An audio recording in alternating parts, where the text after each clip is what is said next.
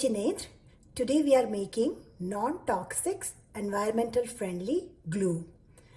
I've taken 1.5 cups of water.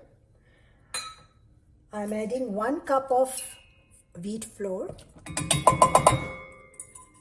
And now I'm going to whisk it to make it so that the lumps are gone and it's one smooth batter. Now I'm adding 1/3 cup of sugar. Whisk it again so that it becomes a smooth batter. I'm going to add 1 teaspoon of lemon juice so that we can preserve it for 6 months in refrigerator.